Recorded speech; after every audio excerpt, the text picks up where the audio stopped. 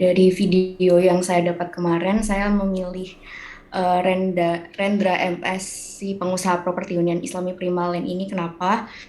Karena dulu saya juga pernah punya mimpi untuk bangun salah satu perumahan yang Luar basisnya biasa. punya konsep Islam ya. Jadi tertarik banget sama cerita kehidupannya Pak Rendra ini. Terus yang pertama, perjalanan Pak Rendra ini membangun Primalend itu nggak mudah ya teman-teman. Yang pertama itu berawal dari pemikirannya dia bahwa nggak mau jadi guru karena gajinya kecil, karena ibunya juga guru, itu sama banget kayak saya.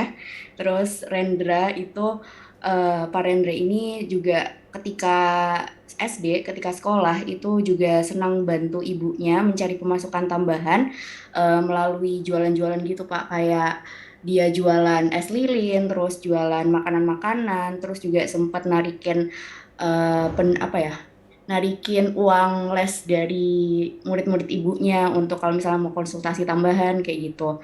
Nah, kenapa dia melakukan beberapa hal kayak gitu? Karena mengingat ibu sama bapaknya itu udah cerai, jadi kalau misalnya pengen makan enak, si Pak Rendra ini butuh uang tambahan gitu, karena sehari-harinya tuh cuman makan tempe, terus ikan asin dan segala macam. Nah, kemudian ketika dia lulus SMP, Pak Rendra ini dengar cerita dari kawan ibunya bahwa anak kawan ibunya itu masuk di STM Telkom. Nah, katanya ketika lulus dari situ itu dia bisa punya pendapatan yang gede. Nah, akhirnya Rendra itu memutuskan untuk daftar di STM Telkom itu. Nah, kemudian ketika dia daftar di STM Telkom itu, dia tuh ngajak teman-teman yang lain untuk daftar juga. Jadi Pak Rendra ini pengennya yang sukses tuh nggak dia sendiri, tapi sama teman-teman yang lain. Akhirnya ketika dia ngajak, kodarullahnya dia diterima di STM Telkom itu. Terus setelah lulus dari STM Telkom, dia dapat tawaran magang di perusahaan Telkom. Tapi di babak terakhir, di apa itu namanya, di tahap terakhir dia nggak diterima, akhirnya dia putus asa. Kemudian karena mengingat gaji ibunya yang hanya sedikit dan dia punya adik juga, akhirnya dia memutuskan untuk cari pekerjaan lain gitu, cari peluang pekerja lain. Akhirnya dia melamar kerja di warnet. Terus pada saat di warnet itu dia ketemu dengan banyak orang, ketemu dengan banyak rupa. Terus karena dia memang ini otaknya otak bisnis ya, otak punya apa, suka lihat peluang yang banyak, akhirnya dia kenalan-kenalan gitu. Terus dia di situ belajar IT, terus belajar investasi saham, belajar tentang gimana caranya bangun perusahaan dan segala macam. Akhirnya dia terjun di bidang investasi saham, salah satunya di bidang IBX Forex gitu. Nah, di saat investasi saham itu dia dapat profit yang lumayan gede dan cukup besar, tapi beberapa kali ketika dia dapat profit itu uangnya langsung habis, uangnya langsung larinya ke hal-hal yang negatif, bukan negatif ya, ke hal-hal yang cenderung sia-sia, kayak suka dugem dan segala macamnya. Akhirnya dia ngerasa kok hidupnya hampa banget, kayak tiap pulang dugem dan segala macam. Kemudian dia memutuskan untuk hijrah dan pergi ke Jakarta untuk mempelajari lebih dalam terkait gimana sih cara jadi pengusaha Muslim yang bisa beneran menerapkan Islamic lifestyle dan menerapkan konsep yang benar-benar berdasarkan based on Al-Quran gitu. Akhirnya eh, dia ini apa namanya, benar-benar menerapkan konsep pengusahaan anti riba dan melepaskan aset-aset yang berhubungan dengan riba senilai 2M. Jadi eh, aset-aset senilai 2M itu dia bagi-bagi ke karyawannya sebanyak 7 orang gitu kalau nggak salah. Akhirnya dia juga ngelepasin apa namanya, bisnis investasi sahamnya waktu itu. Kan dia awalnya bisnis di investasi saham IBX Forex itu dilepaskan, kemudian dia bangun dari awal dan rebranding perusahaannya dari awal dengan konsep yang Islami tanpa bunga. Terus akhirnya jadilah Primalend ini. Nah, Primalend ini kenapa dinamakan Primalend? Karena dulu ketika dia ngelamar kerja di warnet itu namanya Prima juga gitu. Jadi biar tetap ingat. Terus mungkin next. Nah, 5 karakter entrepreneur yang dimiliki Rendra itu, yang pertama adalah dia berani ngambil resiko. Jadi di tengah ketidakmampuannya bahwa usaha properti itu nggak mungkin kalau misalnya nggak dapat pinjaman dari bank, apalagi dari uang sendiri, itu pasti kayak berat banget. Pak Rendra ini berani mengambil prinsip pengusahaan riba dengan memberikan segala asetnya ke karyawannya itu tadi dan mulai usahanya dari nol lagi gitu. Gak nol banget sih tapi at least dia kayak apa ya, waktu itu dia punya pemikiran kalau misalnya apa aku nunggu bangkrut dulu baru aku hijrah, tapi dia memilih untuk dengan keadaan yang baik-baik saja dia melepaskan semuanya dan memulai segala sesuatunya dari nol gitu. Terus saya lihat Pak Rendra ini juga mudah melihat peluang ya. Kayak misalnya kelihatan ketika dia ulet membantu ibunya untuk mencari penghasilan tambahan kayak berjualan dan memanfaatkan segala yang ia punya untuk dijadikan barang itu menurut saya kayak sebuah inisiatif yang sangat bagus dan dia juga berhasil untuk menginisiasi penarikan tambahan uang 5.000 gitu ketika ada murid yang pengen konsultasi ke ibunya walaupun ibunya bilang nggak usah gitu. Terus yang ketiga problem solvingnya Pak Rendra ini cukup baik banget karena dia ini kan ketika nggak diterima magang di perusahaan Telkom itu kan berada di titik terendahnya dia, kemudian dia berani untuk mencari lowongan pekerjaan di tengah tekanan kayak dia nggak dikasih uang itu kayaknya salah satu sebuah apa ya, sebuah pencarian jalan keluar yang baik gitu. Kemudian yang keempat, kemampuan persuasifnya Pak Rendra ini cukup baik karena dia nggak punya malu, gimana namanya? Ya nggak berani untuk ngajak teman-temannya yang lain, berani untuk ngajak teman-teman yang lain yang sukses juga untuk sukses bareng-bareng gitu dan berani untuk meminta salah satu teman yang punya mobil bagus itu untuk nganter dia dan teman-temannya, kan di situ pasti ada kemampuan persuasif dan negosiasi yang baik dan Pak Rendra berhasil melakukan itu dan mereka pergi ke STM Telkom itu bareng-bareng walaupun yang diterima cuman Pak Rendra sama temennya satu ini yang masih mobil, yang memfasilitasi mobil ini nggak keterima gitu. Terus yang terakhir, saya lihat Pak Rendra ini suka banget sama tantangan. Kenapa? Karena ketika dia sudah mulai settle membangun Primaland ini, dia memberanikan diri untuk beli lahan di kawasan merah. Di kawasan merah itu udah jelas-jelas kawasan yang suka nunggak dan menengah ke bawah. Dia berani untuk bangun Primaland di situ. Dan ya walaupun hasilnya sedikit, seenggaknya Pak Rendra bisa ini menyebarkan, mengekspansi si Primaland ini biar lebih gede lagi gitu. Kemudian apa yang menarik dari Primaland ini karena menurut saya hal yang menarik dari Primaland ini dia berani untuk menginisiasi konsep hunian Islami tanpa riba yang harapannya dapat jadi awal peradaban Islam untuk mewujudkan generasi dan lingkungan yang baik. Jadi menurut Pak Rendra ini beliau segala sesuatunya itu kan berawal dari rumah ya. Ketika anak ingin menimba ilmu itu kan awalnya dari rumah, dan ketika rumah itu ada unsur yang haram di dalamnya, anak kan jadi walaupun dia pintar sekalipun pasti ada hal-hal yang bisa menghambat dia untuk jadi lebih berkembang gitu. Nah, Pak Rendra ini pengennya segala sesuatu itu bisa dicapai dengan cara yang halal termasuk dalam pemberian rumah gitu. Nah, terus saya melihat yang menarik dari Primaland ini, target pasar yang diajukan adalah masyarakat menengah atas yang memiliki value Islami dan paham konsep keseharian orang-orang Muslim dan dapat menerapkan Islamic lifestyle di kehidupan sehari-harinya. Nah, terbukti dari Primaland ini ternyata dia itu ada di kawasan dekat dengan universitas kayak Universitas Brawijaya dan juga di belakang UMM. Ternyata Primalandnya ada di Malang, Pak. Nah, terus kemudian Pak Rendra ini mayoritas mempekerjakan ex-banker untuk menjadi staf membangun di perusahaan ini. Jadi bagi mereka staf-staf yang awalnya banker yang merasa bahwa banker ini bukanlah suatu pekerjaan yang relatif halal, jadi dan keluar Pak Rendra ini memfasilitasi teman-teman yang kayak gini itu untuk ayo gabung ke saya karena di sini kita bareng-bareng menerapkan konsep sunnah kayak gitu. Nah, terus ini jatuh bangunnya Pak Rendra itu sudah saya jelaskan di awal, mungkin saya jelaskan lagi. Jadi dia hal yang paling terbesar tuh dia sempat putus asa akibat nggak diterima di magang di perusahaan Telkom dengan gaji yang gede itu. Nah, kemudian Pak Rendra itu secepatnya untuk cari lowongan pekerjaan dan bekerja di warnet tanpa rasa malu. Kemudian di situ dia ketemu dengan beberapa temen yang mahir di IT dan segala macamnya. Akhirnya dia fokus ke saham IBX Forex itu dan dapat profit yang lumayan banyak. Nah, di situ terjadi gejolak batin, kemudian hijrah, kemudian bangun Primaland gitu. Nah, value yang bisa diambil itu ini jujur menyentuh saya ya, makanya saya tulis di sini.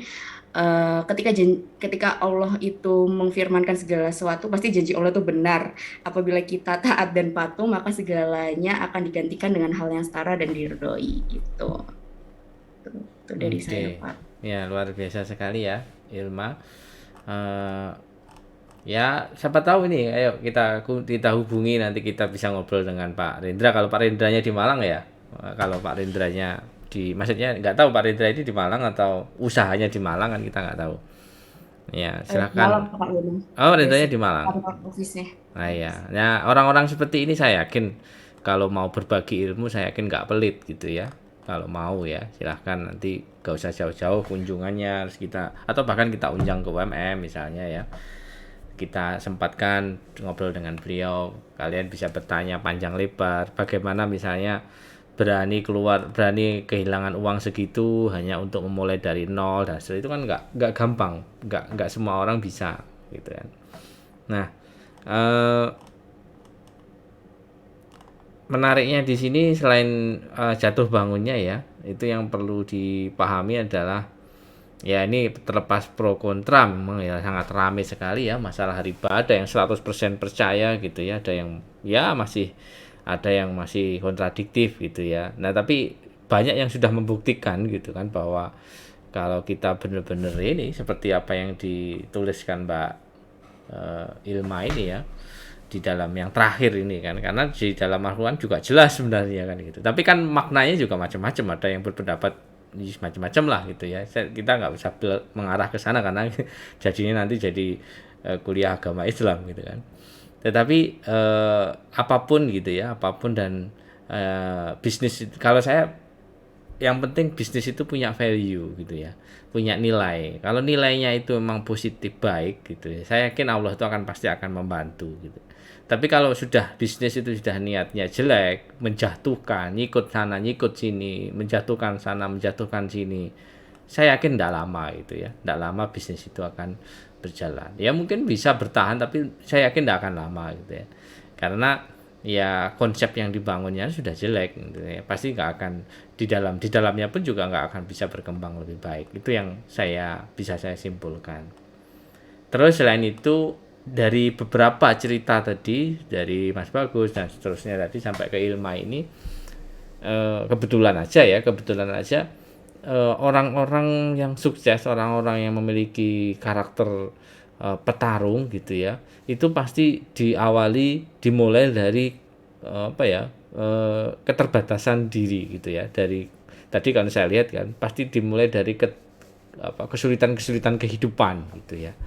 Nah, itu yang ya saya juga sering mendapatkan cerita-cerita kalau saya ketemu orang sukses ngobrol gitu kan, pasti dia cerita masa lalunya yang mungkin penuh dengan penderitaan lah kasarnya seperti itu. Walaupun tidak semua pengusaha itu awal mulanya selalu menderita, karena banyak juga yang pengusaha sudah dalam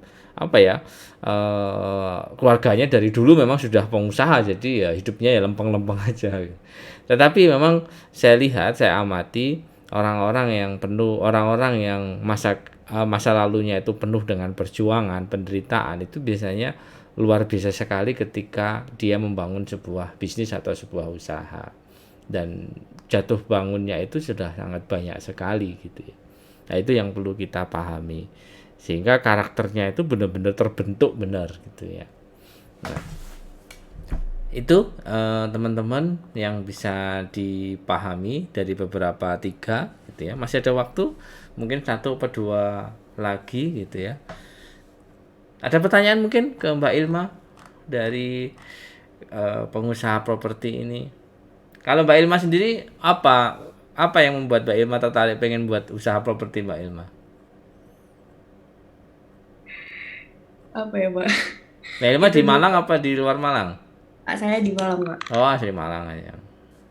Soalnya itu dulu suka banget lihat rumahnya teman-teman yang super megah dan mewah gitu, kayak oh enak juga nih kayaknya punya rumah yang seenggaknya bisa baik gitu. Itu Cari sih. aja Pak Rendra ini belajar mulai dari atau mulai magang di sini nanti gitu hubungi Pak Rendra gitu kan nggak apa-apa.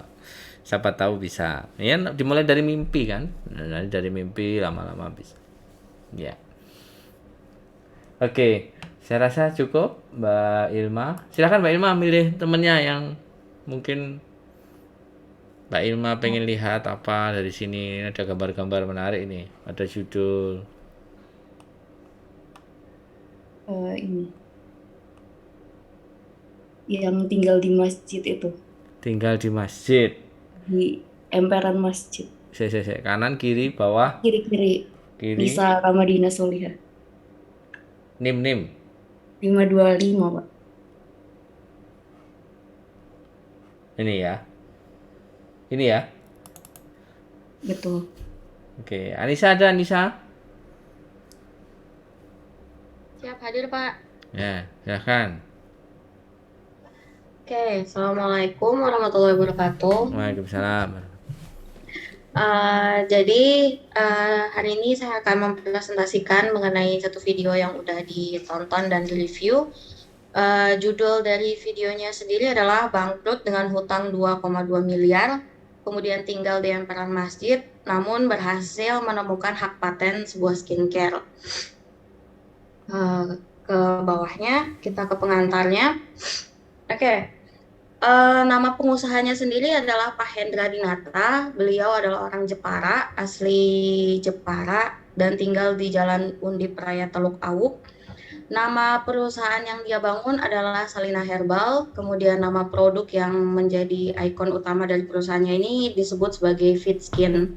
Nah, jadi untuk Salina Herbal sendiri, filosofinya ini sebenarnya aslinya ini diambil dari nama mertua dari Pak Hendra, karena ibu mertua dari Pak Hendra ini adalah salah satu tokoh penting dalam perjalanan bisnisnya Pak Hendra, di mana beliau ini termasuk yang banyak berkorban untuk Pak Hendra seperti itu. Sehingga sebagai bentuk penghormatan, Pak Hendra memberikan nama perusahaannya sebagai nama ibu mertuanya, yakni Salina Herbal.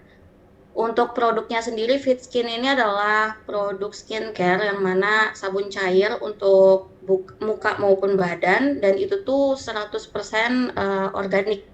Jadi kalau misalkan kebanyakan dari produk yang umumnya itu organik, itu biasanya hanya bahan aktifnya yang organik, sedangkan Fit Skin ini sepenuhnya itu organik. Jadi untuk deskripsi perusahaannya ini didirikan sekitar tahun 2018. Kemudian usaha skincare ini sebenarnya adalah usaha kedua dari Pak Hendra, yang mana sebelumnya ini Pak Hendra punya bisnis laundry. Bisnis laundry ini awalnya cuma ada beberapa cabang. Namun pada suatu hari Pak Hendra ini tiba-tiba ditawari untuk pinjaman bank, semacam pinjaman bank, di mana sebelumnya ini kan bisnis laundry-nya ini itu sistemnya bagi hasil, jadi nggak ada pinjaman bank sama sekali. Tapi saat bisnisnya ini mulai berkembang, tiba-tiba dia ditawarkan untuk perjanjian di bank, yang mana itu cukup menggiurkan, dan Pak Hendra masuk ke dalam jebakan itu. Kemudian dari perjanjian itulah mulai bisnis laundry-nya ini tidak berkah lah kalau istilahnya Pak Hendra, di mana di situ banyak karyawan yang nakal, terus di situ mulai rugi-rugi, dan sampai akhirnya perusahaan itu bangkrut. Dan karena perjanjian bank yang sebelumnya diambil sama Pak Hendra ini menyebabkan hutangnya menumpuk gitu. Jadi hutangnya menumpuk, gali lubang tutup lubang, sehingga di total itu hutangnya mencapai 2,2 miliar seperti itu. Nah, di sini setelah beliau punya hutang 2,2 M ini, semuanya akhirnya dijual lah barang-barangnya Pak Hendra. Kemudian dijual sampai rumahnya, kemudian beliau numpang di rumah mertuanya Pak Hendra dengan keluarganya. Kemudian di situ meskipun udah numpang, itu kan karena hutangnya masih banyak, itu akhirnya banyak debt collector yang terus mengejar Pak Hendra dan keluarganya. Sampai akhirnya ibu mertuanya Pak Hendra ini memutuskan untuk ya udah sebagian rumah yang milik ibu mertua itu dijual untuk nutupin hutang-hutang Pak Hendra, setidaknya untuk mengurangi intensitas datangnya debt collector mengejar gitu. Sampai akhirnya udah setengah dari rumah mertuanya ini dijual, tapi masih belum ketutup hutangnya. Akhirnya Pak Hendra ini memutuskan untuk apa namanya menggelandang, di mana kan rumahnya itu udah sangat-sangat sempit, yang mana untuk mertuanya saja udah pas-pasan. Akhirnya Pak Hendra keluar, kemudian istri sama dua anaknya itu tinggal di asrama putri, sedangkan Pak Hendranya sendiri menggelandang sampai sempat tinggal di masjid ke masjid seperti itu. Sampai akhirnya suatu hari beliau mendapatkan sebuah brosur pelatihan gratis dari masjid, apa namanya, pelatihan pembuatan sabun herbal pada saat itu. Nah, Pak Hendra akhirnya penasaran, ikutlah pelatihan itu dan membuat produk sabun itu. Setelah dicoba secara pribadi sama Pak Hendra sendiri, itu Pak Hendra mendapatkan banyak pujian, kok kulitnya makin bagus dan sebagainya. Akhirnya Pak Hendra sadar bahwa itu khasiat dari sabun yang sudah beliau buat. Akhirnya timbullah ide untuk cobalah dijual seperti itu. Awalnya dijual hanya di lingkungan sekitar, kemudian dititip juga ke anaknya yang pondok pesantren satu orang. Namun si sabunnya ini memiliki banyak keluhan karena bentuknya batang pada saat itu. Sedangkan banyak orang-orang itu lebih suka sabun cair. Akhirnya Pak Hendra ini mulailah bereksperimen mengubah yang sabun awalnya berbentuk batang ini menjadi cair, yang mana itu memakan waktu sekitar 11 bulan beliau eksperimen, kemudian pakai uang seadanya, pakai bahan yang seadanya, terus akhirnya membuat sabun cair tersebut. Akhirnya dijual yang awal mulanya eceran sampai akhirnya membesar hingga akhirnya membuat perusahaan. Seperti itu gambaran besarnya.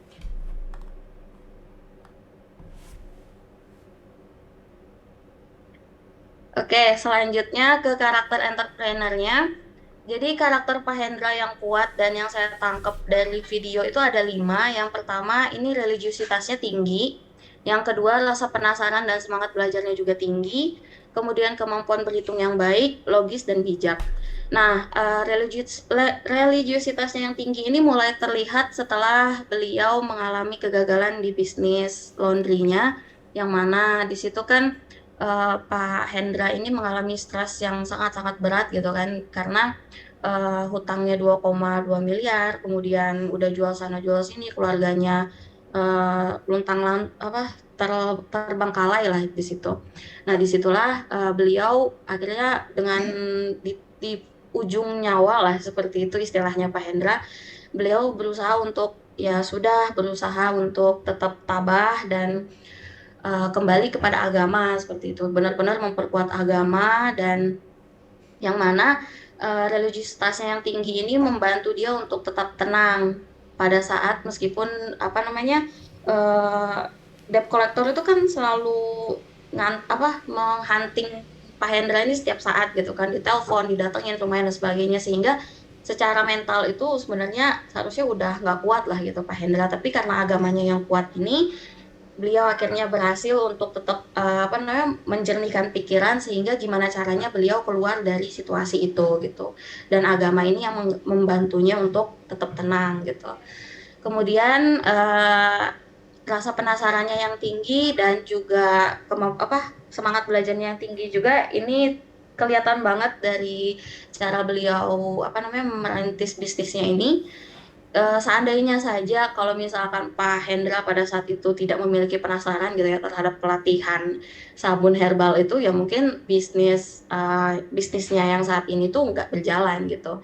Dan seandainya saja misalkan beliau sudah membuat sabun batang gitu kan, terus beliau tidak ada semangat belajar yang tinggi untuk bereksperimen mengubahnya menjadi sabun cair, mungkin produknya nggak akan Fitskin itu sendiri nggak akan ada gitu kan, perusahaan ini sendiri nggak akan ada seperti itu. Kemudian karakter yang ketiga ini adalah kemampuan berhitungnya yang baik. Nah, ini kelihatan banget dari videonya bagaimana cara beliau menghitung ini cukup cepat ya dan cukup jeli. Di mana beliau menghitung hutangnya, tunggakan uang sekolah anaknya. Itu beliau mengkalkulasiin itu hanya beberapa detik saja dan angka-angka yang dia jabarkan juga cukup detail ya, sehingga disinilah kemampuan berhitungnya tuh kelihatan banget. Dan mungkin ini juga yang menjadi faktor kenapa beliau bisa keluar dari apa ya, lubang neraka lah gitu istilahnya, dengan hutang 2,2 M kemudian bangkit membangun bisnis yang baru seperti itu. Beliau juga memperhitungkan dengan modal yang seadanya, kemudian bahan-bahan apa aja yang bisa diambil, kemudian apa cara-cara apa potensi-potensi apa yang memang bisa membantu dia untuk mengembangkan bisnisnya tadi gitu. Kemudian selain kemampuan berhitung, Pak Hendra juga kelihatan logis, di mana logikanya ini kan tadi meskipun dikejar debt collector, Pak Hendra ini sadar bahwa ya kalau dia terus-menerus ditekan dengan debt collector, ya beliau nggak akan bisa bangkit. Akhirnya beliau ini kabur, memutus komunikasi selama beberapa waktu supaya beliau bisa berpikir jernih, mendapatkan ide baru untuk bisnis. Karena sesuai perhitungan beliau juga dengan hutang 2,2 M, kalau beliau hanya kerja biasa saja itu nggak akan mungkin dapat menutup hutangnya. Sehingga dia paham bahwa satu-satunya cara untuk menutup hutangnya adalah dengan membuat bisnis baru yang untungnya itu ya bisa menutupi hutangnya itu. Kemudian terakhir Pak Hendra juga terlihat bijak di mana di bisnis keduanya ini, yakni bisnis herbal ini, beliau itu sangat-sangat belajar banyak dari kesalahannya di bisnis yang sebelumnya. Beliau juga paham bahwa apa namanya riba dan apa namanya hutang di bank itu dapat berpotensi untuk mengurangi keberkahan dari suatu bisnis, sehingga di bisnis yang keduanya ini Pak Hendra ini berusaha untuk menghindari riba atau hutang dari bank seperti itu. Kemudian tentang bisnis dari Salina Herbal sendiri, daya tarik utamanya ini kan herbal. Jadi sepenuhnya herbal. Fit Skin sendiri yang merupakan produk utama dari Salina Herbal ini memiliki daya tarik utama yakni penggunaan bahan yang sepenuhnya herbal. Seperti yang tadi dijelaskan bahwa memang baik zat aktif maupun zat pasifnya ini seluruhnya adalah herbal seperti itu. Sehingga khasiatnya juga sangat-sangat terasa, dan ini kelihatan banget ketika digosok itu dia nggak berbusa karena memang sepenuhnya herbal seperti itu, nggak ada zat kimia sama sekali. Kemudian cara membangun bisnis Salina Herbal, awal mulanya bisnis ini kan tadi terbentuk dari rasa penasaran Pak Hendra terhadap sabun herbal, yang mana kemudian dijual di orang sekitar, yang mana dapat komplain bahwa harus lebih baik kalau sabunnya ini cair. Kemudian Pak Hendra melakukan eksperimen selama 11 bulan untuk membuat sabun herbal itu menjadi sabun cair. Kemudian mencoba menjualnya kembali yang dalam bentuk cair ini secara eceran, ya ini skalanya masih kecil. Jadi beliau hanya membeli 100 botol, 150 botol, kemudian dijual ke orang sekitar seperti itu. Nah, beliau sadar bahwa kalau misalkan eceran kayak gini kan sulit ya untuk mendapatkan keuntungan yang besar. Akhirnya Pak Hendra ini mencoba untuk mendaftarkan produknya ini pada lomba inovasi produk UMKM, dan di sini Pak Hendra alhamdulillahnya menang hingga ke tahap provinsi dan berhasil mendapatkan modal usaha sebesar 50 juta. 50 juta ini hanya yang dari tingkat provinsi, karena sebelumnya beliau juga menang dari yang tingkat kabupaten itu mendapatkan 20 juta. Jadi total modal yang didapatin ini 70 juta. Sehingga 70 juta ini akhirnya dibuatlah rumah produksi sama Pak Hendra. Tapi uang 70 juta ini hanya habis di rumah produksi, sehingga pada saat itu tidak sempat membeli bahan-bahan. Akhirnya sambil nunggu modal lagi buat beli bahan, beliau mendaftarkan perusahaannya di BPOM dan berhasil dapat sertifikat. Sampai lanjut ke jatuh bangunnya Salina Herbal. Tadi kan setelah beliau membangun rumah produksi, ternyata modalnya habis di situ dan belum sempat ke beli bahan-bahan. Akhirnya Setelah mendapatkan sertifikasi BPOM, kemudian apa namanya, sambil menunggu modal, akhirnya Pak Hendra ini memutar otak. Jadi beliau menawarkan kepada orang-orang pembisnis lain untuk menyewakan rumah produksinya. Jadi ada satu ibu-ibu yang akhirnya tertarik untuk berinvestasi ke Salina Herbal ini. Dia memberikan modal 50% dari keseluruhan apa namanya? 50% dari modal, dan 50% DP-nya ini semacam kayak DP lah. Itu digunakan sama Pak Hendra untuk beli bahan-bahannya. Kemudian mulailah berproduksi di situ sampai akhirnya mendapatkan keuntungan kan dari orderan yang pertama ini, sehingga Pak Hendra ini mulai bisa untuk memproduksi sabunnya ini sendiri. Jadi udah nggak pakai investor lagi. Dari situ mulai perlahan tapi pasti naik terus 2018, 2019 mulai stabil sampai akhirnya tahun 2020. Di situ pandemi terjadi dan Salina Herbal ini menghadapi kendala akibat COVID, di mana kendalanya ini adalah Salina Herbal ini tidak mendapatkan botol untuk kemasan sabunnya ini, sehingga kan kalau nggak ada botol berarti nggak bisa dijual produknya. Akhirnya sempat perusahaan berhenti produksi selama hampir setengah tahun lebih. Kemudian karyawan juga banyak yang dirumahkan sampai akhirnya di akhir tahun 2020 tuh Pak Hendra mendapatkan kontak bahwa bisa mendapatkan botol import dari Cina seperti itu. Akhirnya Pak Hendra teken kontrak itu dan beli langsung banyak import botol dan mulai memproduksi kembali perusahaan itu, dan hingga sampai saat ini masih berjalan Selina Herbal seperti itu. Oke, luar biasa ya kalau kita lihat kisahnya gitu ya. Kalau menurut Mbak Anissa sendiri apa yang mana yang paling Mbak Anissa ini terinspirasi gitu? Kerennya ya tadi sih Pak, bagaimana satu kalimat yang paling membekas buat saya sih, bagaimana cara Pak Hendra itu paham bahwa dia kan berada di bawah tekanan besar ya, debt Hmm. collector setiap hari datang di telepon dan sebagainya.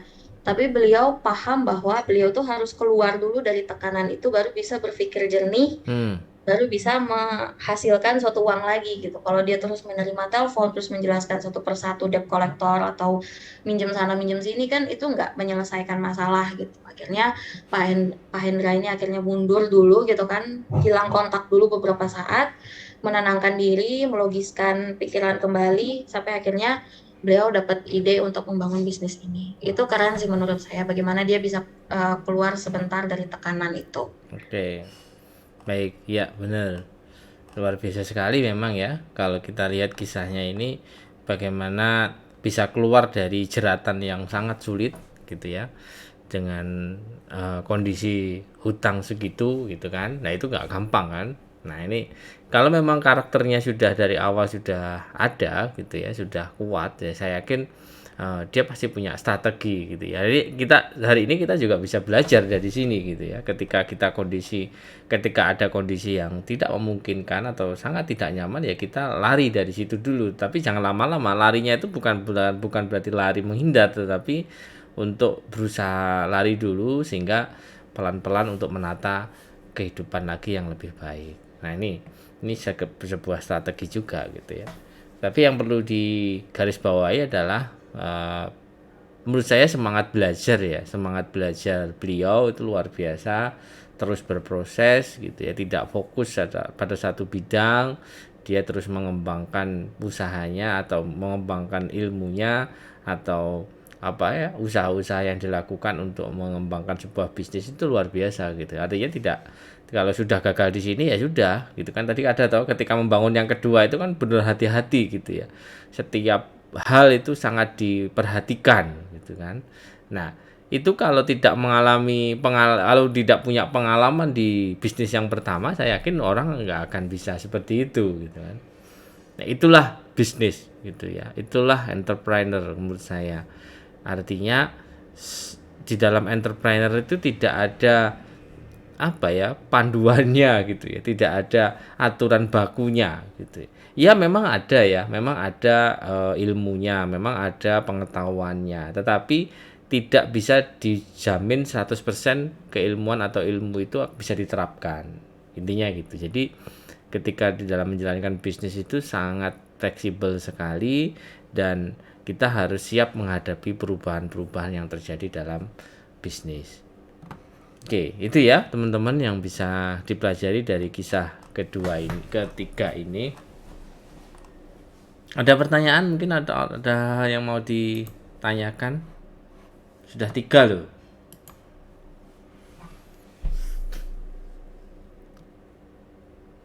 Ayo silahkan, ada yang mau bertanya? Tidak apa-apa, ke pertanyaan ke saya juga tidak apa-apa.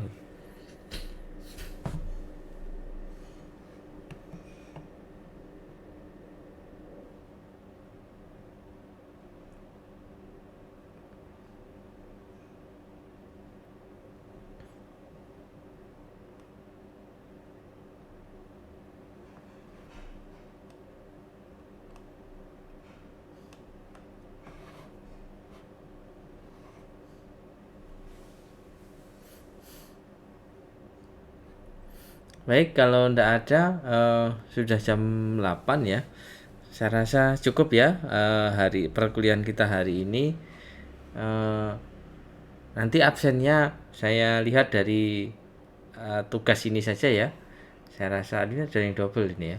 Tidak apa-apa, dari sini eh, dipastikan apakah tugasnya sudah masuk ya. Dan tolong yang punya drive ini jangan dihapus dulu ya. Nanti kalau dihapus kan saya nggak bisa akses lagi kan.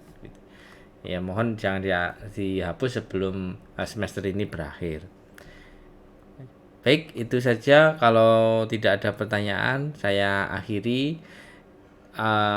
Apapun ya, apapun yang ada di dalam yang Anda temukan gitu ya hari ini, semoga ini benar-benar menginspirasi. Tadi teman-teman yang mendengarkan, yang presentasi itu banyak yang bisa hikmah yang bisa diperoleh gitu ya. Tapi saya berharapnya itu tidak menjadi hikmah saja, tetapi memang kalau kalian memang sudah berikrar sejak saat ini atau mungkin bahkan mulai hari ini misalnya terinspirasi benar dan Anda pengen benar-benar mewujudkan untuk mewujudkan mimpi itu ya enggak usah ragu gitu ya, seperti Ilma tadi yang bermimpi punya perumahan, punya pengusaha properti gitu ya, enggak usah ragu gitu ya. Kalau sudah mimpi itu ada, harus diwujudkan dalam aktivitas atau kerja keras atau ya minimal doa atau minimal usaha-usaha yang dilakukan dimulai dari bawah. Dan yang perlu kita pelajari dari kisah-kisah berapa tadi hanya walaupun beberapa saja, banyak usaha-usaha yang dimulai dari nol gitu ya. Nggak ada alasan kita kan nggak punya uang, kita kan nggak punya modal, apa sih, kan nggak ada modal. Orang-orang punya bisnis kan pasti modalnya banyak gitu kan. Nggak semua gitu ya, emang ada ya yang memulai bisnis dari modal besar, memang ada, tetapi tidak semua gitu ya. Dan video-video ini tadi atau resume ini tadi membuktikan gitu ya, nyata ini kisah real, bukan settingan, bukan ada tapi memang benar-benar terjadi gitu ya. Mulai dari membangun bisnis dari nol itu ya mungkin gitu ya, mulai dari 800.000, mulai dari tabungan yang mungkin hanya nilainya jutaan, hanya 1 juta 2 juta, akhirnya jadi puluhan, ratusan gitu ya, bahkan miliaran gitu ya, ya ada gitu ya. Tetapi memang ya itu tidak gampang, jatuh bangunnya juga sangat banyak sekali. Baik, itu saja ya yang perlu dipahami, dan next mungkin kapan-kapan akan saya berikan ya tidak apa-apa kisah saya gitu ya, kalau memang dibutuhkan, kalau memang ada waktu coba saya share juga pengalaman saya bagaimana dalam membangun bisnis gitu ya, walaupun belum sampai seperti ya yang ada dalam video ini, tetapi saya juga sudah pernah mengalami jatuh bangun dalam sebuah bisnis. Nah, satu hal lagi, minggu depan kita sudah mulai masuk ke arah teori-teori atau pengetahuan. Tapi sekali lagi pengetahuan itu memang tetap Anda harus memiliki ya dasar sebagai pengetahuan untuk membangun entrepreneur itu dasarnya memang ada gitu ya. Misalnya bagaimana menciptakan peluang, bagaimana melihat pasar, bagaimana membangun sebuah produk, bagaimana pemasaran. Semuanya itu ada ilmunya, semuanya itu ada kajian-kajian yang bisa kita pelajari. Tetapi gitu ya, tetapi kalau kita lihat video-video ini tadi ya semua itu memang harus dipelajari kan. Mereka belajar dari apapun gitu ya. Mereka belajar dari dengan siapapun. Nah, itu yang perlu dipahami. Sehingga jangan mengecilkan, jangan berpikir bahwa pengetahuan itu tidak penting ya. Seharusnya lebih penting. Andai kan Anda punya pengetahuan yang banyak, ya mungkin tidak akan mengalami hal-hal yang buruk seperti yang ada di dalam video-video itu. Nah, karena bagaimanapun ilmu itu akan menyelamatkan kita gitu ya. Kalau kita punya ilmu, ya walaupun mungkin ya nggak ada yang namanya bisnis tanpa rugi itu sepertinya nggak mungkin gitu ya.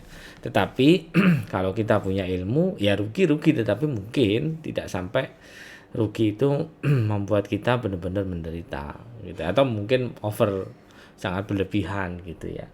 Itu yang perlu dipahami.